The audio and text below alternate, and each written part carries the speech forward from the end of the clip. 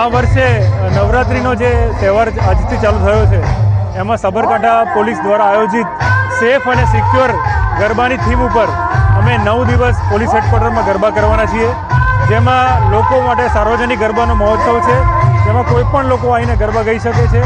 અહીંની જે અરેન્જમેન્ટ છે એમાં ખાસ કરીને અમે મહિલાઓ માટે સુરક્ષિત ગરબા અને સેફ ફીલ કરે એની માટેની અલગ વ્યવસ્થા કરી છે।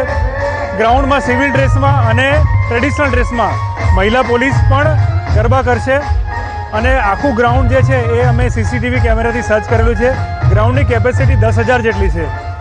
ગ્રાઉન્ડમાં ખાણીપીણીના સ્ટોલ પણ લગાડ્યા છે અને રોજે રોજ 9 દિવસ ગુજરાતના ખ્યાતનામ કલાકારોની પાર્ટી અને ગરબાનું આયોજન જે છે તે અહીંયા થશે। એટલે મારી તમામ હિંમતનગરની જનતાને વિનંતી છે કે એઓ અહીંયા અમારે ત્યાં આવે અને ગરબાનો લાભ લે।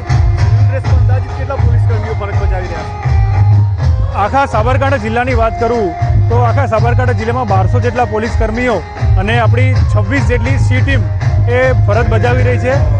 આ ગ્રાઉન્ડની વાત કરીએ તો અહીંયા લગભગ 200 જેટલા પોલીસ કર્મીઓ ખાનગી અને ટ્રેડિશનલ ડ્રેસમાં ફરજ બજાવી રહ્યા છે।